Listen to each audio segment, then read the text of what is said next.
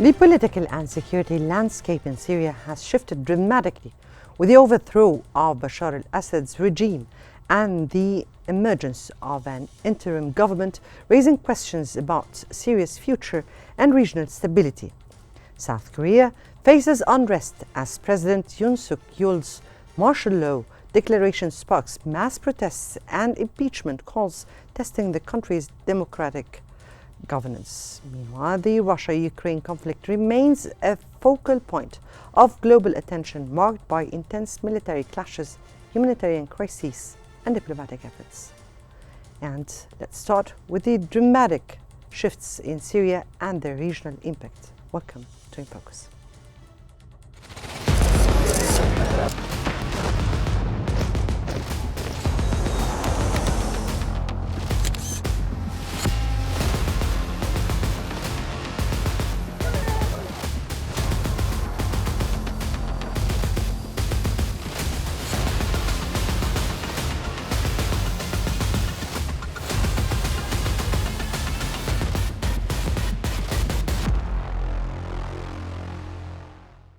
Qnews aptly framed the situation with its headline, "Al-Assad's reign is over."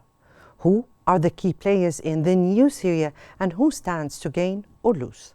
The headline not only captures the magnitude of Assad's sudden fall, but also points to the intricate power realignments now taking shape.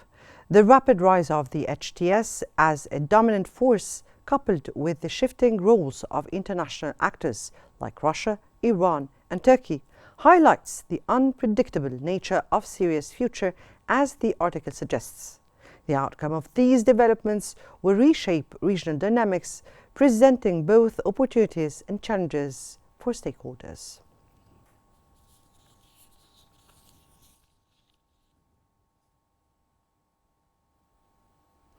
And to further discuss the situation, we are joined by Mr. Ashraf Al-Ashri, a political analyst specialized in the Middle Eastern affairs from Cairo. Good evening to you, Mr. Ashri. And we start with the broader implication of Bashar al-Assad's sudden ousting. How has this transformed the political landscape in Syria?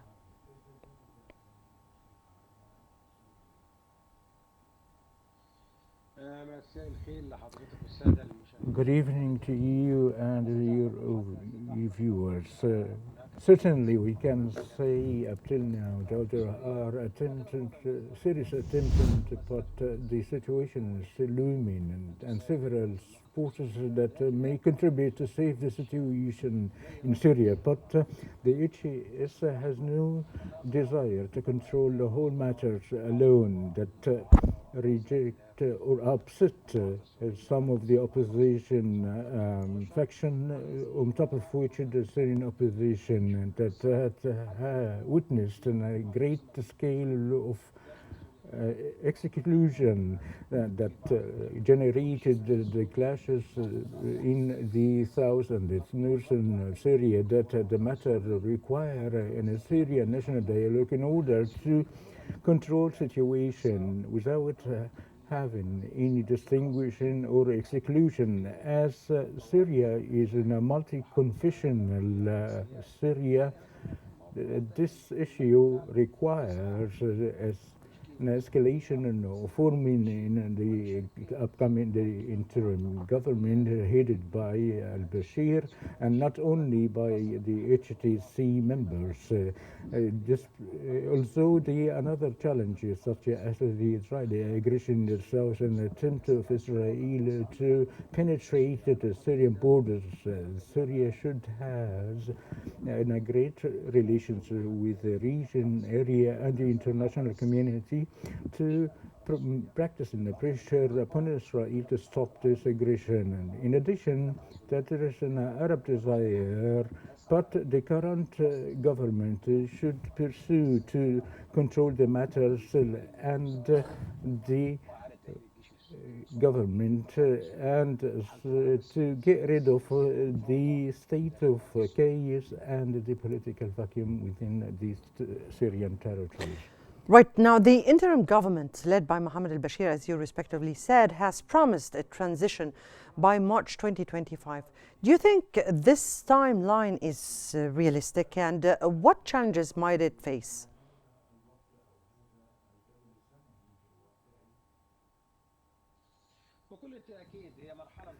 Certainly, it's an interim term that will continue to the 1st March, and its purpose to remedy the several of mistakes following the toppling of Bashar al-Assad regime. This government should first control the Syrian streets and should have some ministers of the services affairs to operate the countries, as well as the crossings and the airports, and should be in a suspension of the constitution and the Syrian parliament for this phase in preparing a vast government within 3 months and forming a constitutional committee to write a new constitution and convene and a comprehensive collective national dialogue, concluding all the factions in Syria,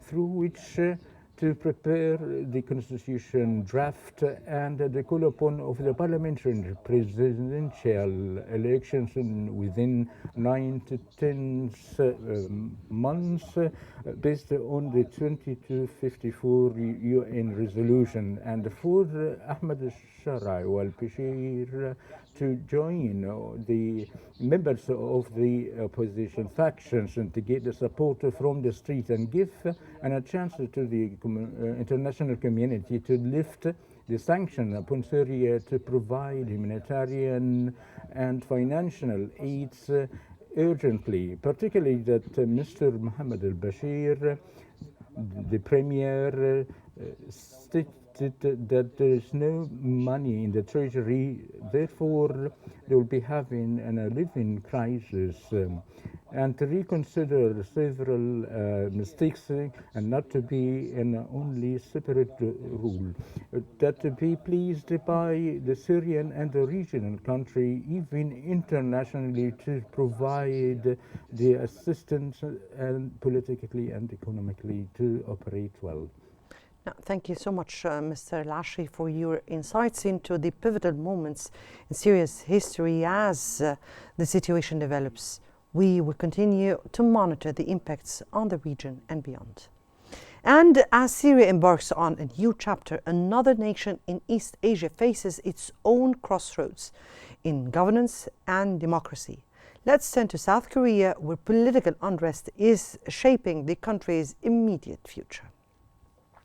Now, the NPR's headline, South Korea's Yoon Defense Martial Law Decree as an act of governance, encapsulates the intense political crisis engulfing South Korea.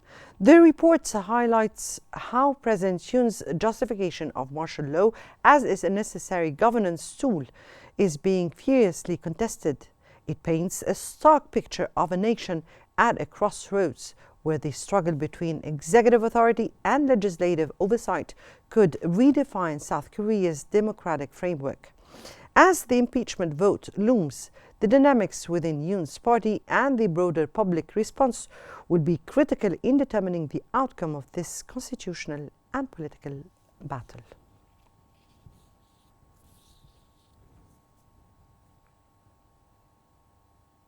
And to analyze this, we are joined by Mr. Satoru Nagao, a political analyst specialized in Asian affairs from Taipei. Good evening to you, Mr. Nagao. Now, Good evening. Good evening. Mr. Nagao, how has the public's reaction to President Yoon's martial law declaration shaped the political crisis in South Korea? South Korea is well known a stable democratic country. Before he declares martial law, the image has collapsed. Now the president is losing his power and he will resign in the future. But at the same time, the view from the governmental party do not want to lose their power, because after the President Yoon resigning, the opposition party will form the government. In this case, the governmental party also will lose the power. So that's why in the parliament, members of the parliament and the governmental party refuse to give the power to the opposition party. So how is the matter? So still, President Yoon keeps the status as a president because the governmental party, despite they do not support President Yoon, but they do not want to give the power to the opposition party. That is current situation. Right. Now, the Supreme Court is set to issue a verdict on Thursday regarding Cho Kak, the leader of South Korea's minor opposition Korea Rebuilding Party, on charges of forging official documents and interfering in a government review of senior officials in Busan. Now, how might this decision influence the political dynamics amid this current turmoil? If the judicial system clearly indicates their stance, the president will face a serious situation, need to resign. But at the same time, in the Korean politics, indeed, does not happen so easily. So currently, they are worrying about the situation. They are watching the situation, which will lead the situation. Governmental party or opposition party. Of course, view from the public survey, of course, opposition party can get relatively strong support. But in the Seoul, still, some certain number of the people demonstrate their support to President Yoon and support to governmental party. So majority supports opposition, but still, this is not perfectly majority. So that's why still division has happened, and which side will lead the situation indeed uncertain. Right, despite the revocation of martial law, protests continue. So what does this suggest about the level of public trust in President Yoon's administration? President Yoon faced a crisis because of his failure of the martial law, of course, but this is one kind of the rebellion people start to think. But if the rebellion, the crime of the rebellion is very serious in the South Korea, in the legal system, so that's why this is a serious punishment to him. And President Yoon side, this is not such kind of the serious crime he start to claim, and try to avoid such kind of situation. Of course, in the half a year, maybe he need to resign anyway. But at the same time, how to prolong the situation and improve the situation? He is seeking such kind of. He want to create such kind of situation which arrive with the government party. That he is waiting. He is to prolong the current situation and seeks a chance to improve the situation. That is the current situation. So that is under battle between the government party and opposition party, and the president. You are watching this situation. Now, the upcoming impeachment vote seems pivotal. So do you think the Democratic Party will secure the necessary votes? And what would impeachment mean for South Korea? Impeachment demand 2/3 of the majority in the parliament. But 2/3 means that not only the opposition party, but also the governmental party need to approve this. And at least 8 is needed. But view from the governmental party, just impeach means that just give the power to the opposition party. This is not acceptable. So, like the United States, like the other country, currently governmental party side, the opposition party side, the division is very serious. That's why they cannot cooperate each other. Because of this, impeachment hasn't happened yet. So, opposition party repeatedly asked impeachment, but the governmental party repeatedly refused this situation. That could happen under current situation. Now, President Yoon's justification for martial law focused on anti-state opposition. How credible is this claim, and has it resonated with any part of the population? A certain number of the people support President Yoon, that's true, but this is minority. So President Yoon cannot show his strong presence, or presence is strong, but anyway, he is losing power. Anyway, he is losing power because his decision to impose martial law was failed. This means that his decision was failed. This is serious as a politician. This is serious for the leader. So people, both in the South Korea, common people of South Korea, refuse him as a leader. So this is clear. But at the same time, the governmental party do not give the power to the opposition party. I repeatedly say. So that's why President Yoon prolong the situation, governmental party cooperate to prolong the situation, and the opposition party still cannot get the power to be the new president or new government. So, but that is the situation. So, still under the battle. Right. Thank you so much, Mr. Nagao, for shedding light on South Korea's unfolding political crisis. We'll keep following this story as it develops. Now, while South Korea grapples with internal unrest, another part of the world remains embroiled in devastating conflict. Let's turn to the latest updates from the Russo-Ukraine war.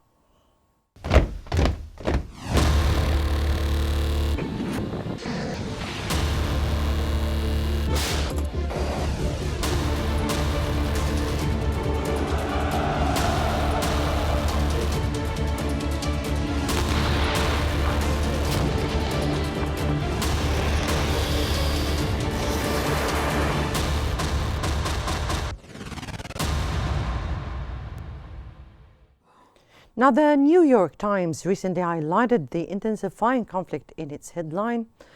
Russian troops advanced to within 3 miles of key Ukrainian transit hub.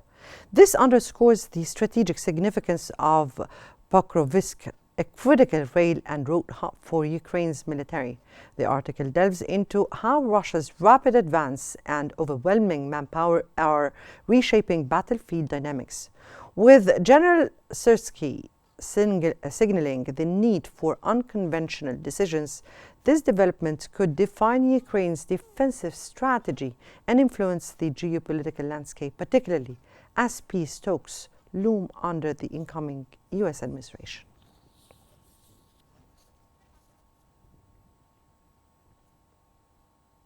And joining us today is Ivan Yuas, an advisor at the Ukrainian National Center from Kiev. Good evening to you, Mr. Yuas. Good evening to you. Good evening to audience. Thank you so much for being with us on Qnews. And let's begin with the military front. How critical are the recent Russian advances near Pokrovsk, and what are the implications for Ukrainian defense strategies? First of all, we should take into account the fact that Russia made a statement about capturing Pokrovsk approximately half a year ago. So I remember approximately in May, Russia made statements that they need several days to control the city of Pokrovsk and some other cities in Donetsk region. Furthermore, it was an idea to control the whole Donetsk region till the mid of this year. But now we are coming to an end of 2024. And we understand that Russia still not have control over Pokrovsk and far away from controlling whole Donetsk region, including big cities like Slavyansk, Kramatorsk, or some smaller cities situated at the western part of Donetsk region. So, of course, for Ukraine, on the one hand, we see those tendency of losing territory, but on the other hand, we see the Russia losses. And that's why in the situation that we see now in the front line in Donetsk region, we make some comparison between Russia movement and the famous statement about the peer victory. when Russia getting control over territory while losing a large quantity of people.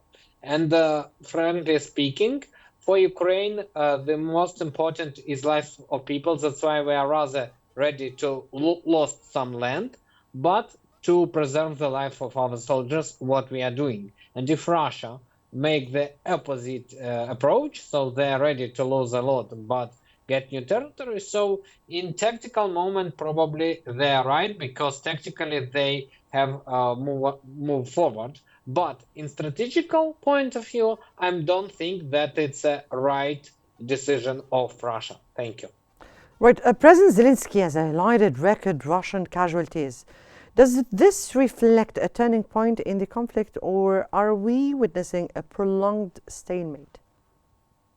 Of course, President Zelensky is pay attention of these big Russia losses, but according to data that we received from our military sources, really Russia exchanged territory for human life, so they are ready to sacrifice by the life of their soldiers. But you know that such situation create some negative emotion inside Russian army, because we, of course, in Ukraine make monitoring of what Russia publics in Telegram and some other social networks write about the current situation. And we understand that such approach led to appearance of negative, as I said, reaction and readiness for something like Mr. Prigozhin statement in time when he was alive, that Russia has a wrong approach in this war. And as you remember, in June 2023, Mr. Prigozhin make even something like a protest movement to Moscow, and he stopped approximately 200 kilometers to Moscow. The same situation now exists in Russian front, that on the one hand, as I said, they have some success, but on the other, we see that soldiers are not glad of such approach. Russian soldiers are not ready to get more territory while sacrificing by life of their friends. And that could lead to a absolutely different situation compared to nowadays, because I don't think that there will be some serious change till the 20th of January, I mean till the inauguration of President Trump, newly elected. But even when it happened, even when some talks starts, but I'm not sure that they start actually, Russia could face the situation when they have problem inside their country. And we even see now that Russia don't have enough forces to be in war with Ukraine and parallel, for example, to preserve close to President Putin regime of Bashar Assad in Syria. We understand that without Russian support, Assad disappear.